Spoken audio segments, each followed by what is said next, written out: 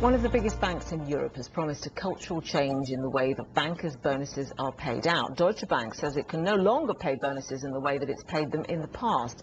By doing so, it says it's hoping to restore the reputation of the whole banking industry.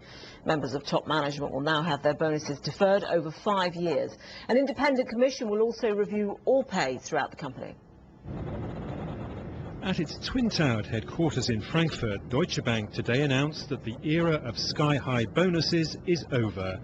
Investment bankers used to earning 3 or 4 times their basic salaries can now expect to receive far less. Top management will have their bonuses deferred for a 5-year period, allowing the bank to change its mind if their performance turns out to be poor. No other industry, to our knowledge, has a structure with senior management will defer such a high part of their compensation, link it to stock, all of which can be clawed back in the event of individual misbehavior or indeed corporate losses. Up to now, the industry has argued it had to pay big bonuses to attract the best staff.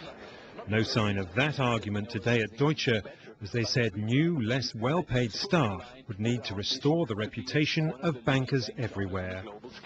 And we hope that we will find like-minded people who are willing to push this change in order to restore the reputation of our industry in the general public's view. But if it was bad news for bankers, Deutsche had equally bad news for its shareholders. In the new world of banking, profits will be smaller. Over the next 5 years, the bank warned, dividends will be lower too.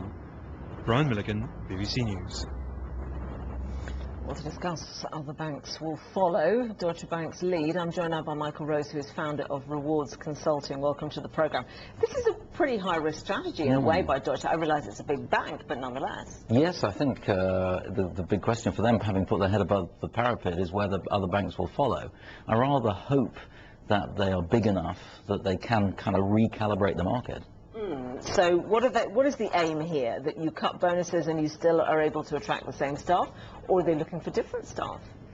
Well, I think what they're really trying to do is do 2 things. They're trying to look at the overall level and cost of bonuses, because, of course, remember that in a financial services business, the cost of their employees is around 70% of the cost base. Right, so it's as simple as that. That's one thing. The 2 things. The second thing, of course, is to restructure the bonuses, and it's very interesting. They talk about changing the corporate culture of the bank. So they're looking to restructure bonuses to reflect the longer-term returns that banks need to get, and the misalignment that there often is in banks between relatively short-term bonuses and the long-term nature of the banking business. And so the question then becomes, if Deutsche Bank is doing this, can it influence the market? Absolutely so. And as I said earlier, I think they're big enough that there's a good chance that they can do that. But I wonder whether some banks might be looking across and saying, rubbing their hands with glee, thinking this is our opportunity to grab some of their staff. Well, they're certainly losing enough of them. Well, absolutely.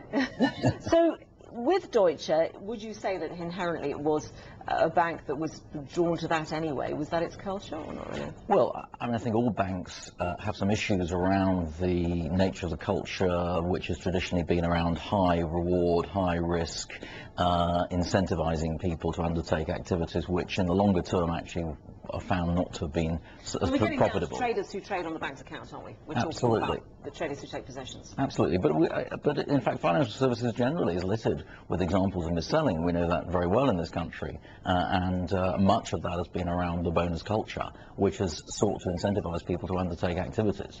Now, whether it be traders in banks or in fact, we think about pensions mis-selling in the past. If you are of the view that the culture needs change, and many people are in banking, is this the way to go about it?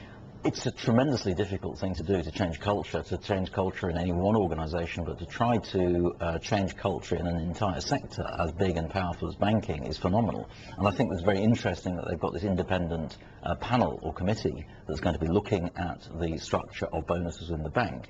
And I wonder whether they're using that as almost a sort of stalking horse to help them make the change happen. Thank you very much indeed, Michael Rose.